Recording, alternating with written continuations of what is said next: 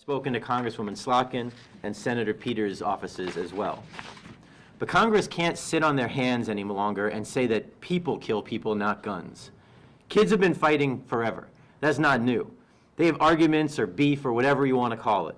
But now they have access to guns and they are using them to tragic ends. That's the difference. That's the new piece of the equation, and our federal government needs to protect our safety and our future as much as they protect the Second Amendment. Guns empower youth to act deadly and are the leading cause of death for young people. These are our youth, our children, our future. Congress must act and pass common sense gun reforms. I also call on our state government to do more. I am extremely thankful for the safe storage and red flag laws. These will make sure that we have some of the tools needed, and we'll use them here if we can. But we need to do more to ensure that kids can't get guns. There needs to be greater consequences for those that lose their gun or allow their gun to be stolen. If the state doesn't want to do this, then let the cities do it with local control. And if people don't like stronger gun laws, then they can vote with their feet and live somewhere else. Lansing needs the tools to keep the bad actors out of our city. And we need more money for cops. We need the Violent Crime Revenue Sharing Act and the $3 million that passed the House so we can use for 15 more police officers. I'll also use those dollars for more patrols and gun violence interrupters. And I'll use those dollars to monitor the cameras that we already have in real time, similar to what's done in Detroit. Real-time monitoring of cameras will allow the dispatch of officers as soon as big crowds appear and will prevent violence in the future. If there are Republicans who won't vote for these additional dollars because it gives too much money to the cities, then you better never criticize our cities and urban cores for crime. And if there are Democrats who want police reform first, then you better talk to residents who want their safety ensured. It's time for the state to help. And we're going to do more here in Lansing. I call on us to do more here in Lansing. We'll do a better job. We know we have limited tools combined with over 100,000 calls for police service each year. But we need to do what we can do to address these violent situations. And we'll work with others to do it, whether Advanced Peace or Lansing Empowerment Network and Lansing 360 or PRAY or anyone else doing the work to prevent gun violence in the future. I'll be making a few changes here in Lansing. I've talked to our chief, and we will be aggressively enforcing the curfew ordinance that's on the books. If you are 12 years old or younger, our ordinance says you are home by 10 p.m. If you are 16 years or under, or 16 to 13, our ordinance says you are home by midnight. Now, we don't have the police officers or staffing to patrol the roads just for this, but officers that come across these youth or receive complaints will enforce the ordinance. We've heard in the past that people don't like enforcement of the curfew ordinance because kids need a place to go. While I agree that youth needs things to do as alternatives to violence, being on the streets or in our parks after midnight is not the answer, and they can and will be moved out of the park and cited with civil infractions if they are caught violating the ordinance. Speaking of parks, our parks close at dusk. Now, Rotary Park, because it's in a business district and people go there at night to enjoy Lansing, closes later. But lights will be turned off. At the park at midnight. Signs will be put up, and anyone in Rotary Park can and will be cited or moved. No good comes of any gathering in Rotary Park after midnight, and our youth needs to head home under ordinance by midnight. Also know that we have cameras at Rotary Park and in many of our parks. We're reviewing them now for what happened Sunday morning. For those that would do harm, know that we are watching, we will find you, and you will face the consequences. We'll have police increase patrols to known hotspots and hangouts. Due to high call volumes, police patrol time is narrow, but police will be looking at public places like Rotary Park and other parks to make sure that people aren't there. And they will cite people and move them out if anyone is found gathering at a park or a known hotspot. We'll aggressively go after the perpetrators of these shootings. They came armed and ready for a fight. We will find these people and send charges to our county prosecutor or our U.S. attorney, whichever is the most appropriate. Both have ensured that they will use every tool to go after those responsible for gun violence, and they will face stiff consequences for their actions. And if the guns used were illegal, which I assume they were, then we'll find out whose guns they were, and we'll aggressively bring any charges possible on them as well. If you are an irresponsible gun owner and your gun was used in this gunfight or any gunfight, you will be held accountable. So gun owners, be responsible. Lock up your gun. Don't allow it to be lost or stolen, or you will face consequences allowable by law. We will do all we can locally with the tools we have, and I'll continue to ask for more help from any and all sources. We need to get the guns out of the hands of people who shouldn't have them. Arguments cannot turn into gunfights. This has to stop. We have a list of things that we called for a few months ago when we weren't in this kind of a situation. Scott Bean has that list of things that we called for with state and federal government, and he's happy to provide that to any member of the media. Now I will ask Assistant Chief Backus to update on the situation from Sunday morning. Thank you, Mayor. Good morning. My name is Rob Backus. I'm Assistant Chief for the Lansing Police Department. I'm going to provide a timeline and an update on our investigation. So first off, we were dispatched to the 300 block of Riverfront Drive or Rotary Park at approximately 2:50 a.m. in the early morning hours of Monday, May 27th. Our first officers arrived on scene there at approximately 2:54 a.m. They saw a large crowd gathered around one subject specifically who was on the ground. When they made contact with that subject, they saw that the person had a very serious injury, and they began life-saving measures with CPR. After several minutes of conducting CPR, they picked up the injured subject and they brought him to the roadway so they could meet with the Lansing Fire Department to have that person transported to Sparrow as soon as possible. Additional officers responded to the scene. They located several more victims, and we began providing aid. Ultimately, LFD provided treatment and transported the majority of the victims in this case. 3 of our victims self-transported to Sparrow for their wounds, and 1 of the victims was transported to Sparrow by one of our officers in a patrol car. Our deceased victim, in this case, the victim of our homicide, has been identified as 17-year-old male Kylie Owens of Lansing. Our other victims include a 20-year-old and a 16-year-old male who are still in critical condition due to their injuries, as well as 2 16-year-old and 2 18-year-olds with non-life-threatening injuries. What we know so far about this event is that this was not a planned event. It's something that happened because of people sharing the event and location through social media throughout the night. We have different estimates on what the total size of the crowd were, anywhere from 50 to 100 people, from our witnesses and from the officers who responded. We believe that the motivation of this shooting stemmed from 2 different groups who were in attendance who had a standing feud with each other. And we know that there were multiple firearms that were used in this event, in this shooting. We did recover 1 firearm at the scene, but based on our investigation, we do not believe this is one of the firearms that was used in the shooting. We believe that some, if not all, of the victims were unintended targets, and it was a result of people firing into the crowds without any regards to the lives of the other people, the large crowd there. We do have public cameras in this area that did capture some of the event, and there's also camera footage from many of the surrounding buildings and businesses in the area. We're still collecting all that, and we're still reviewing that for additional information to help us. Prior to the shooting call at 2:50, we had 1 call of a suspicious person, which was just before midnight, between 11:30 and midnight p.m. So we had no knowledge of this large group that had gathered on Riverfront. When the shooting happened, we immediately put out a request to our surrounding agencies, a request for mutual aid, and we got many additional law enforcement to respond from our sheriff's departments, our local police departments, and the Michigan State Police. We're very thankful for their response. We would not have been able to manage a very large scene, which was not only at the park, but at the hospital, and dealt with a lot of people who were in attendance and the families that showed up afterwards. Just prior to this event, our officers were actually on a different shooting call that was on the east side. So once officers were able to respond there and ensure that there was no victims in that shooting, then they were able to respond to the Riverfront. We do not have a suspect identified in this case. I will share with you that our Detective Bureau, our Violent Crime Initiative, our patrol officers, our state and local partners are working diligently around the clock right now.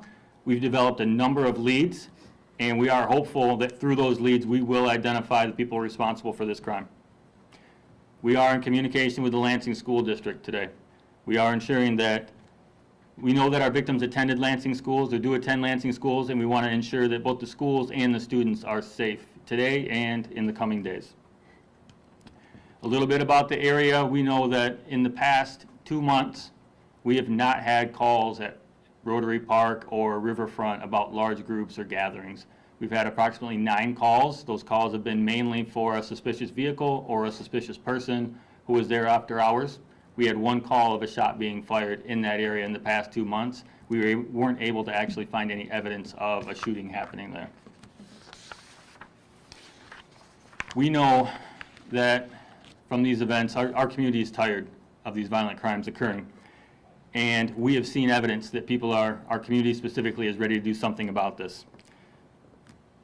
We've seen efforts focusing on violence interruptions, and we have a new initiative with the Lansing 360 group that meets regularly several times a month that brings together our nonprofit groups, our law enforcement, our community stakeholders, our faith-based leaders, and it's all about finding solutions to our violent crime. We saw them in action yesterday, and I expect them to be present in the coming future as we start dealing with the aftermath of this event. But what we need right now is we need our citizens and our community to come forward with more information. We know that in this day and age, there's people that have videos on their cell phone, pictures, and we need that shared with us. We also know that with a group that was so large that there's a lot more witnesses that have not come forward. So we're calling on those people, but more specifically, we're calling on the parents who have this information, who know their children were there, who are getting this information now after hours and days after the event has happened, that they need to contact us. And you can contact us through our general number for our investigations division, but you can also contact us on social media, and you can contact Crime Stoppers also. The time is right now to do what's right, and we know that with our community involvement, that we will be able to identify the people responsible and hold them accountable. Chief? Well, not much more needs to be said than was said by Chief Backus and the mayor, but I will go into a little bit of detail on what we're going to do moving forward with the police department over the summer. We know that we have a problem we have to address, and how we're going to do it is multifaceted. We were going to get into some more special events, special enforcement efforts. Mayor mentioned that we're going to start taking more enforcement on curfew. We are going to be taking more enforcement on gatherings in parks and in parking lots. I've been, met with criticism in the past about breaking up these events because people need a place to congregate, but that time has passed. We are going to take enforcement on this, and we're going to be very aggressive on it. Thank you again. Chief Backus mentioned our disruptors, Lansing 360.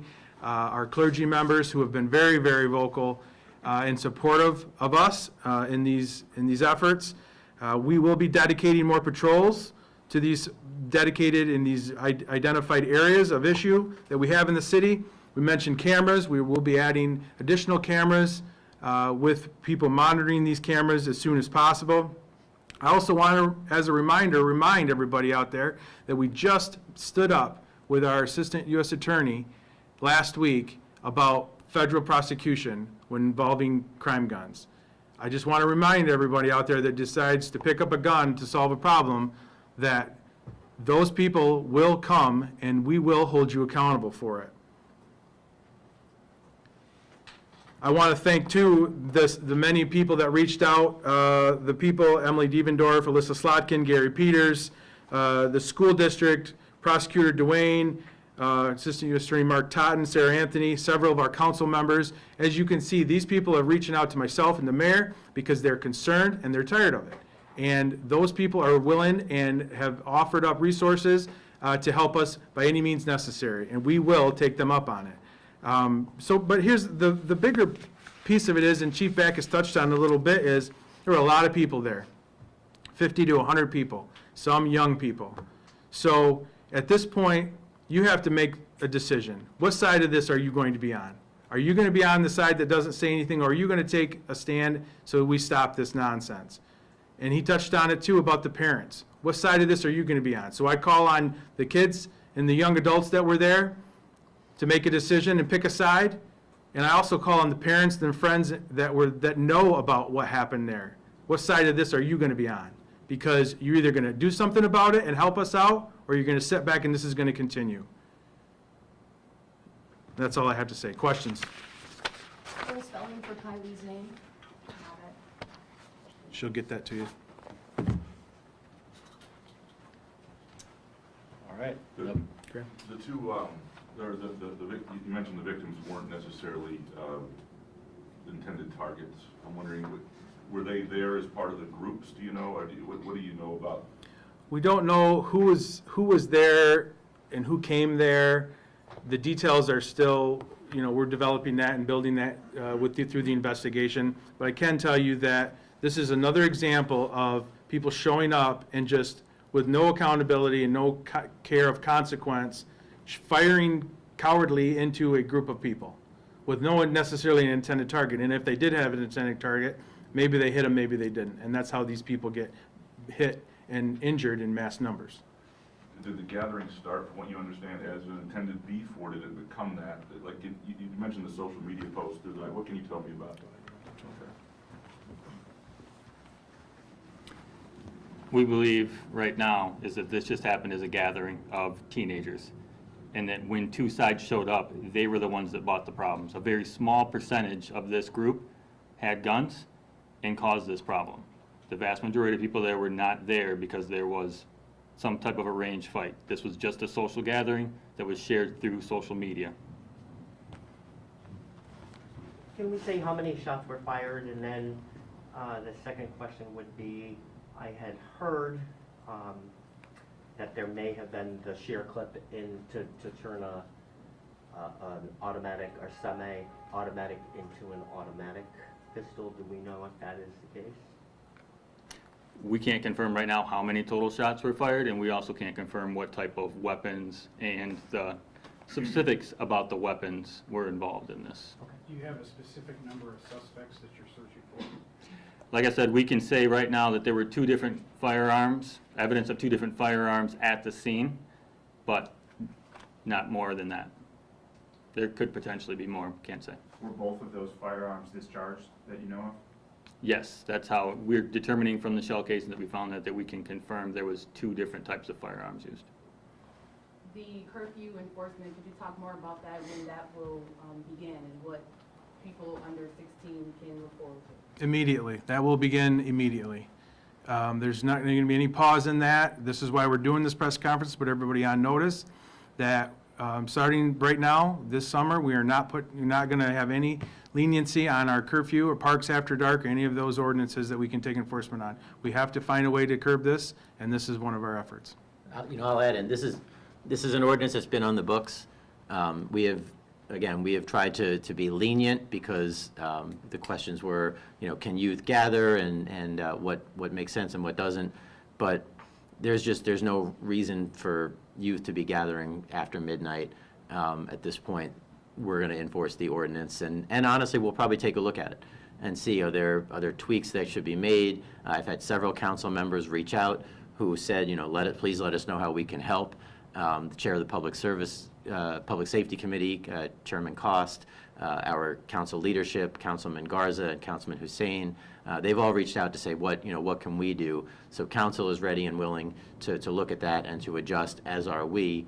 But at this point, we've tried to be good and to be lenient, but that ends, and LPD will be enforcing that as they come across these situations. Of what you've been able to review so far with the cameras, what did they capture? They did capture portions of the event. I'm not going to go into specifics actually of what we saw, and we're still collecting, we're still reviewing. We expect a lot more to come out of the video surveillance. And again, I can't stress enough how important it is for people that have captured video of this event to share it with us. And then one last question. There's a bicycle group that says they're going to avoid Rotary Park now because of crime. I guess, how would you guys respond to those concerns? Well, it's a concern, and it's not an invalid concern. But I can tell you that I want to assure everybody in the city of Lansing that we are stepping up our enforcement. My priority is to make sure that this city is safe, and that's my responsibility. And we will be working day and night. All of our officers, our detectives, our violent crime initiative folks, our partnerships with the state police, the FBI, ATF, we are all in on this, and we will make this city safe so that groups like that feel safe to ride their bikes down the river trail and be at the parks. Let me jump in. I would encourage them not to be at the park at 3 in the morning. Rotary Park is a wonderful place. It's somewhere that I go all the time. You go to Lansing Shuffle and have a meal and sit down at Rotary Park. I go there if I just need some time to clear my head. It's downtown. Rotary Park is a wonderful place. This one 3 a.m. incident doesn't make the park unsafe. That park is safe. That park has a lot of people there. So for this bicycle group or anyone else, I would encourage you not to be there at 2:50 a.m. Don't be there after midnight. But before that, there is a ton of things going on. We have concerts. We have incredible food. We have programming. There's lots of things going on. And I will tell everybody, Lansing is safe. This is not something that should tell people to stay away. These are incidents that have happened all over the country, and it's a terrible incident, and we will take steps to stop these things from happening. But Lansing is safe, and don't be there at 3 a.m. That's what I would say. But come when you're supposed to, and it's a lot of fun, it's enjoyable, it's an amenity, and it's something that we are very proud of. Yeah, and I would add to that this doesn't define Lansing or our parks. I mean, we have a very great park system and many, many parks in the city. One incident like this happened to be at a park doesn't mean that our city parks are unsafe, especially that one. Any other questions? Yes? Are all the victims Lansing School District students? Not all of them. Do you know which schools they attended? We do, but we're not going to get We're not into gonna that right speak to now. that. We're not going to talk about the schools. What's the proportion of the number of police officers you have versus the population in Lansing? We'll get the. How many police officers do you have staffed? So we are funded for 212 sworn officers, and we are at 193 currently. But some of we are working very hard, and the mayor has approved above and beyond that number, just to alleviate the problem of retirements and injuries and stuff like that, so that we're fully staffed to that 212 number at any given time throughout the year. And we've budgeted for another 15. Correct. We have budgeted for another 15 officers should the House version of the public safety revenue sharing be enacted into law. And with those 15 officers, again, we've got officers right now in academy that we have sponsored. We have taken every step to be fully staffed. Again, even front loading, going above the 212, because if you go above 212, then when people retire, you can sink those people in. So we have taken every step between our HR and our police to make sure that we can have as many police officers as we can afford. And again, we would be able to afford 15 more, not including potential, civilians or others to review cameras for a real-time crime center, not including the funding for violence intervention and for advanced peace and for all these other things. So again, we're looking to the state and the legislature to pass those dollars, but until then, we are funded for 212, and we are doing everything we can to get up to that number and higher, knowing that we will have retirements coming up. And the population is about 113,000. The extra patrols, do you anticipate them lasting through July 4th? Beyond that, how long do you expect these extra patrols to be around? They'll be throughout the summer. I don't have an end date, but I wanted to make sure that we have enough out there, being very visible out at a lot of the outdoor events, the gatherings that we have, the legitimate gatherings that we have, to give that sense of safety out there so that they can be seen. We've heard of shootings happening on holidays like Memorial Day. People are going to want to come out July 4th, kind of the same thing, large gathering. What do you tell people who are kind of seeing this fresh in their mind? Maybe they don't want to go out. Maybe they don't want to get out there and Well, again, the city, this is an isolated incident. This happens everywhere in this country. I don't want anybody to feel unsafe to be able to go out and enjoy their time, enjoy the options that the city of Lansing provides them. This is not a time to live in fear. This is a time to enjoy yourself, especially at events such as the 4th of July and the parades and everything else that we have here in the city of Lansing. This is my job. This is what I do. We will be there to make sure that everything goes smoothly and safe. And on top of that, based on what I'm telling you and what we've told you here, that we'll have additional resources out there to make sure that everybody feels safe and has a good time at these events. So again, July 4th, don't be out at 3 a.m. That doesn't, the closure of the parks and the curfew and all that doesn't end on July 4th. That continues. So July 4th, come out for our parade. July 4th, come to Riverfront Park and check out an incredible concert. Check out our fireworks, which will go off at 10 or 10:15, somewhere around there, and then go home. That's the answer. We are safe. We are ready. We understand that people are coming, and we welcome people. There's no lug nuts game this year, sorry, but we will have fun and exciting activities. And then when we hit around midnight, you can go home, because don't be out at 3 a.m. because no good will come of that. And that's the answer. We are safe. Just, make your way home after midnight, and you'll be fine. I'm wondering if any of you guys can talk about the role, if any, that social media might have played in this incident, either in the initial social gathering that happened before the shooting, or as a means of communication between suspects, gang members, whatever. Social media plays a huge part in this. We know that, we track that, because at any given time, that group of people can be notified that they're moving or they're meeting up at a spot. And then once that happens, whoever the other side of that coin is knows where they're going. And it's very quick, it's very instant, and that is absolutely, we know absolutely that many of these feuds are based off of social media, comments and threats and beefs, or whatever you want to call it. There's a lot of tough guys and tough girls out there that want to use social media to prove a point and say their piece. But then they escalate into situations like this, unfortunately. And we all know that youth have no forward thought and no sense of accountability or consequence. And everybody, it's too easy to get a gun these days. And melt those two together, and here we have these shootings that happen with our young adults. Thank you. One more? Since the victims were younger, will you be having more police presence at the high schools? Will you all be going there to talk to people who may have been there during the time of the event? Or what would that look like in terms of the schools? Well, we always have a presence at the high schools. We are always there. We're very involved in the high schools. We're very involved in our schools in general, Lansing School District. Superintendent is very supportive of us being within the schools, and so is their board.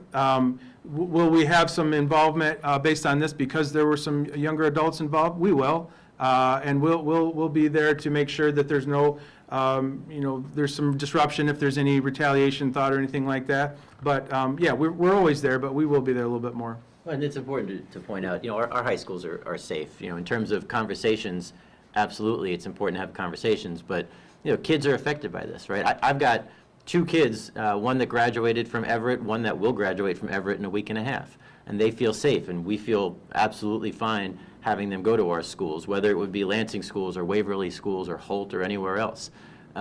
So there definitely will be conversations, and I know our superintendent is very concerned about the mental health of our students. A young person died, and that is terrible and tragic and will have an impact. So we know that has an impact on our youth, and our superintendent and our school board, they are 100% involved, 100% supportive, as are the principals and the teachers. Again, as a dad at Everett, I can tell you this personally. So the conversations will continue, and we certainly want to make sure that we have presence as requested in the schools, in the high schools. But I'm less worried about problems than I am about the impact on youth in Lansing, Waverly, Holt, Okemos, Hazlet, DeWitt, all the school districts in the area. All right, thank you, everybody. One more? Oh. Yeah, on the ordinance, the curfew ordinance, Yes. can you just clarify if that's for youth, did they just flat out under 16 can't be out after 6, I think it's at 6 p.m., or is it if they have a parent or guardian with them that? So there are some exceptions. 13 and under, it's 10 o'clock, 10 p.m. 16 to 13, it's midnight. There are exceptions with a legal guardian, school event, work, so forth. But obviously, that's part of our job, is to determine whether or not that's a legitimate exemption. So We can get you the ordinance. Yes. It's, actually, I have it written down. It's 650.01 is our curfew ordinance. So there are exceptions for, like you said, if you're with a parent, if you're on the sidewalk of your residence, or the neighbors, so long as the neighbor doesn't object, returning home by direct route from school activity. Again, there are a variety of exceptions that are common sense exceptions, but there's not an exception to being at a park at 3 a.m. for any additional questions and any spellings or anything like that, please contact Jordan Galkus, and she will get you that information. All right, thank you. Thanks, everyone.